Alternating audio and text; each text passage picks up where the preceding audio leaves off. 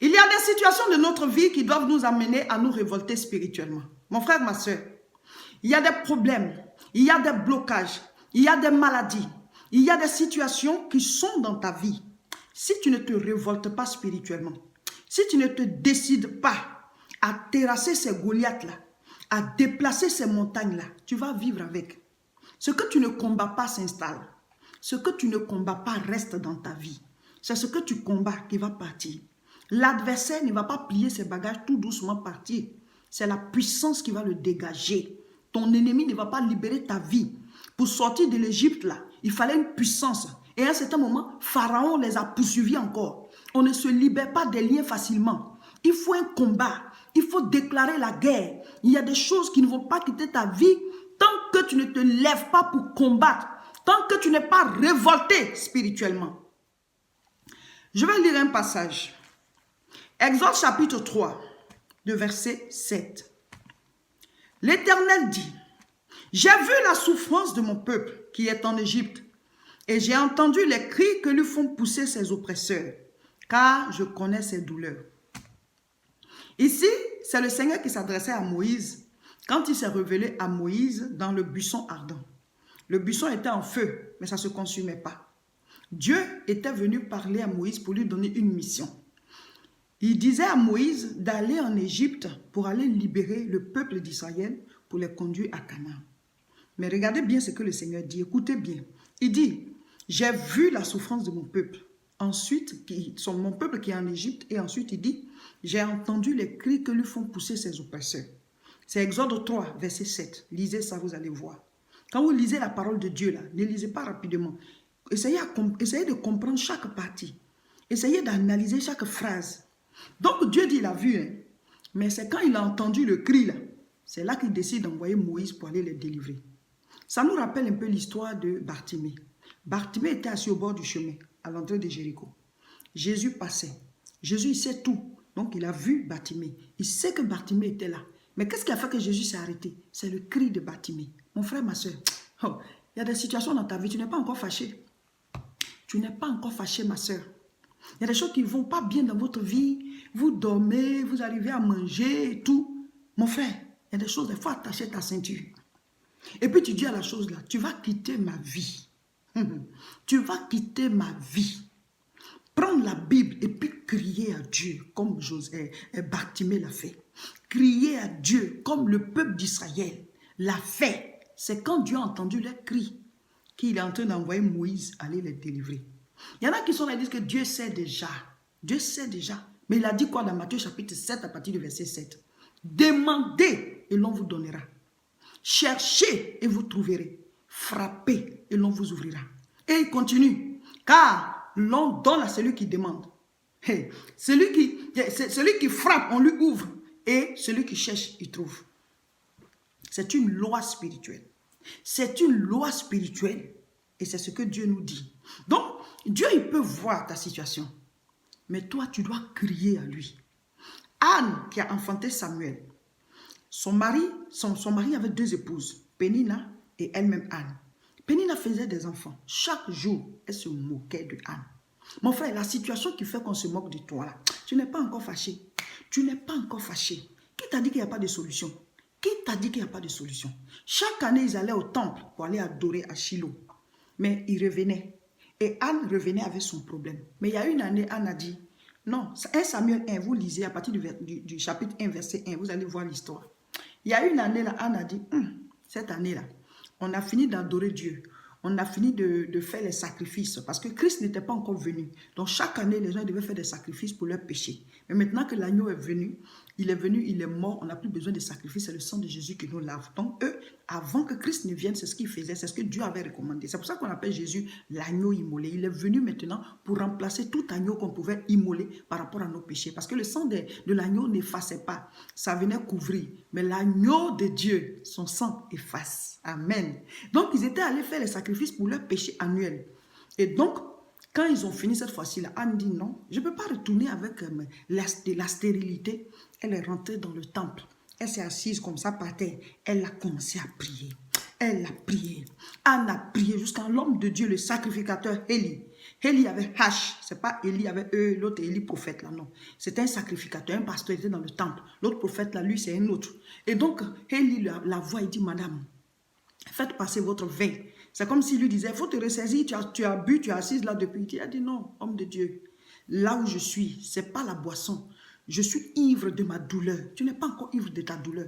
Tu n'es pas encore décidé. Il y a des situations qui perdurent dans votre vie. Vous ne vous levez pas pour combattre dans la prière, pour combattre, pour dire, tu vas quitter ma vie. On ne vit qu'une seule fois. Hein. On ne vit qu'une seule fois. Et donc, Anne a commencé. Prier. L'homme de Dieu dit, hé madame, vous avez bu? Elle dit non, je n'ai pas bu. Il dit, ok, vas-y à la maison. Mais que l'Éternel t'accorde ce que tu lui as demandé. Alléluia. Tu vas prier jusqu'à ce que le ciel s'ouvre. Tu vas prier jusqu'à ce que l'Éternel t'accorde ce que tu lui as demandé. Bartimée a crié jusqu'à ce que Jésus dise, amenez-le. Il y avait plusieurs personnes qui suivaient Jésus. À un certain moment, il y a une femme qui a dit, elle dit, moi je vais aller toucher son vêtement. Quand elle a touché le vêtement du Seigneur, Jésus dit, quelqu'un m'a touché. Nous tous on prie, mais il faut que tu touches le Seigneur. Il faut que ta prière le touche. Il faut que tu cries à Dieu. Il faut que tu appelles jusqu'à ce qu'il te réponde. C'est ce qu'on appelle la persévérance. Pourquoi vous laissez certaines situations de votre vie? Vous croyez que Dieu vous a créé pour souffrir? Vous croyez que Dieu vous a créé pour la misère? Vous croyez que Dieu vous a créé pour que vous soyez malade? Et Anne a fait son fils Samuel. Et après Samuel en a eu d'autres. Samuel est devenu un grand prophète en Israël. Le fils de la bénédiction. Quand l'homme de Dieu a dit, va et que Dieu t'accorde. La stérilité était partie. Il y a des choses où vous croyez que ça ne peut pas partir. Ça peut partir. Rien n'est impossible à Dieu. Rien n'est impossible à Dieu. Ce qui a été hier, ça se fait encore aujourd'hui. Le nom de Jésus est toujours puissant. Par le nom de Jésus, on peut déplacer les montagnes. Aucun nom n'est au-dessus de ce nom. C'est à vous de vous décider pour dire, telle situation doit quitter ma vie. Telle situation doit quitter ma vie. Quand Bartimée a commencé à crier à Dieu, qu'est-ce qui s'est passé? Les gens qui étaient autour de lui là, disent, Bartimée, il faut t'aider. Il faut te taire. Bartimée dit moi-même. Moi, je ne vois pas clair. Vous, vous voyez. Vous savez, quand vous commencez à prier, il y a des situations qui vont vous dire tais-toi. Même le jeûne qu'on est en train de faire là, ton ventre même va te dire tais-toi. Ton ventre va te faire. Mon frère, la Bible dit, après avoir souffert, Christ, quand il a fini de souffrir là, il est rentré dans la gloire. La croix avant la gloire. Si tu n'es pas prêt à passer par la croix, Jésus, on l'a crucifié, ça faisait mal. Donc quand tu jeûnes là, ça va te faire mal. Ça va te faire mal, c'est ta crucifixion. Ta chair, là, tu es en train de crucifier. Tu ne vas pas mourir. Mais après ça, tu vas rentrer dans la gloire. Donc Jésus, c'est après avoir souffert qu'il est rentré dans la gloire. On ne dit pas qu'on va se mortifier. Mais le jeûne, on dit, Seigneur, voici mon ventre, voici mon corps. Je te le consacre pour ces 21 jours. Et ceux qui n'ont pas pu commencer avec nous, là, commencez maintenant si vous voyez la vidéo. Que vous avez fait 21 jours par jeûne, c'est jeûne. On va finir le 4 février. La porte doit s'ouvrir. La porte doit s'ouvrir. La porte doit s'ouvrir. La Bible dit, Goliath, il a insulté le peuple d'Israël pendant 40 jours. Hey, il n'y avait personne pour le combattre. Tant que tu ne combats pas ton Goliath, il va t'insulter. Il va se moquer de toi. Il va malmener ta vie. Ton adversaire, c'est par la puissance qu'il va partir. Israël a crié à Dieu, sa délivrance est venue. Bartimée a crié à Dieu, Jésus l'a guéri. Mon frère, ma soeur, David s'est levé, il a combattu Goliath. Il a terrassé Goliath. Oh, il pouvait combattre Goliath. Il pouvait combattre Goliath. Et puis, ils avaient quelqu'un comme David. Et puis, depuis 40 jours, Goliath les insultait. Mon frère, il y a une puissance en toi. C'est toi, tu es en train de t'amuser avec la maladie. Tu es en train de t'amuser avec l'échec. Tu es en train de t'amuser avec le célibat. Tu es en train de t'amuser avec la stérilité. Et tu pleures alors que tu es armé. Tu pleures alors que tu as la puissance. Lève-toi pour manifester cette puissance-là au nom de Jésus. Alléluia. Recevez la grâce de Dieu. Recevez l'onction de la prière. Recevez la puissance. Et que le sang de Jésus-Christ couvre vos vies, vos maisons, tout ce qui est à vous. Déchaînez-vous dans la prière. Soyez révoltés. Les portes vont s'ouvrir. Alléluia. Aujourd'hui, dimanche, nous en sommes à notre 6e jour de jeûne et prière. On a dit, chaque jour, on lit un chapitre de Romains. Donc aujourd'hui, on lit Romains chapitre 6. Au bas des vidéos, ils ont mis 21 jours de jeûne. Voilà, entre parenthèses, vous écrivez vos commentaires pour les passages que vous avez lus. Soyez courageux, soyez forts dans la tête. C'est une activité spirituelle qui engage tout le corps. Et vous allez voir comment est-ce que les situations seront débloquées. Et nous avons dit, le sujet de prière de samedi et dimanche, c'était que Seigneur, dévoile tout ce qui bloque ma vie, amen, qui est caché, qui bloque ma vie, et détruit tous ces jougs-là. Voilà. Alors, on prie comme ça samedi et aujourd'hui dimanche. Et donc, à partir de lundi, on va commencer à couper les liens. On va commencer à couper les liens. Mon frère, ma soeur, Matthieu chapitre 16, à partir du verset 18 jusqu'au verset 19, le Seigneur, il dit quoi? Il dit, il va nous donner le pouvoir. Je te donnerai les clés du royaume des cieux. Ce que tu vas lier sur la terre sera lié dans les cieux. Ce que tu vas délier sera délié. Il y en a qui disent, ah, depuis, je suis chrétienne, là, on dit, ah, il y a malédiction dans notre famille, la malédiction est encore sur moi. On dit, on ne se marie pas, juste à besoin, je ne suis pas mariée. On dit, on ne fait pas enfant, juste à besoin, je ne fais pas. Donc, tu es chrétien, mais la malédiction est encore sur toi. Tu ne comprends pas, non? La Bible dit, Jésus nous a donné les clés. Il dit, ce que tu vas lier, c'est ce qui sera lié. Ce que tu vas délier, c'est ce qui sera délié. Donc, ça veut dire quoi? Tu dois te lever pour délier tout ce qui est lié dans ta famille. Si tu sais que le mariage est lié, tu vas faire le combat spirituel jusqu'à ce que tu te maries. En ce moment, tu sauras que c'est délié. Si tu sais que c'est, et c'est pas moi, l'enfantement, tu vas prier jusqu'à ce que tu enfantes. C'est ça, on dit délié. Donc, Jésus il n'a pas ouvert les portes, il nous a donné les clés.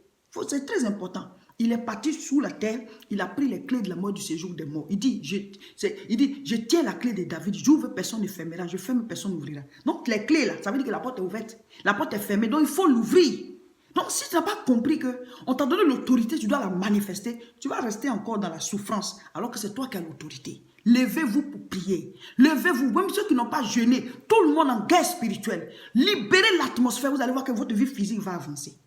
Pour ne pas perdre les différentes recommandations par rapport aux jeûnes que nous faisons, abonnez-vous à nos chaînes Facebook et YouTube. Voilà, si c'est sur Facebook, juste au-dessus de la vidéo, ils ont écrit s'abonner, ou bien ils ont mis un doigt, ou ils ont mis j'aime et cliquez dessus. Et si c'est sur YouTube, s'abonnez-vous, cliquez dessus. Voilà, comme ça, chaque fois qu'on va mettre les vidéos et les recommandations, vous allez les recevoir, vous n'allez rien rater. Je suis pasteur Seka Olga de l'église évangélique La Moisson de France. Nous prions à Tourcoing, c'est dans le nord. L'adresse c'est 48 rue Saint-Omer, 59 200. Voilà, c'est tous les dimanches de 10h à 13h. Nous avons aussi des entretiens, des moments de retraite spirituelle, des temps de délivrance et d'enseignement. Alors, appelez-nous au 0033 751 51 25 16 pour pouvoir venir faire les retraites spirituelles. Nous avons la croisade de prière le samedi 9 février à Aubervilliers. Voilà, ce sera un grand moment parce que ce sera à la fin du jeûne de 21 jours. On finit le 4 et le 9, il y a la croisade. Donc, préparez-vous, ça sera puissant. Que tu aies fait le jeûne ou pas, on se retrouve là-bas pour prendre l'onction. Amen, pour prendre la puissance. Parce que sans la puissance, on ne peut pas accomplir les choses que Dieu nous a promises. On ne peut pas les amener à l'existence. C'est par la puissance que le joug est brisé. L'adresse du lieu de la croisade à Paris, c'est 29 rue Sadi Carnot, 93 300. Voilà, vous pouvez prendre le métro, la ligne 7 et descendre à la station Pontin 4 chemin. Vous pouvez nous appeler au 0033 751 51 25 16. Tous à Aubervilliers le samedi 9 février à partir de 14h30. Voilà, j'ai fait ma part en faisant la vidéo. Votre part à vous, c'est de la suivre et de la partager sur tous les réseaux sociaux et sur toutes vos pages Facebook. Que Dieu vous bénisse et puis restons connectés jusqu'au bout.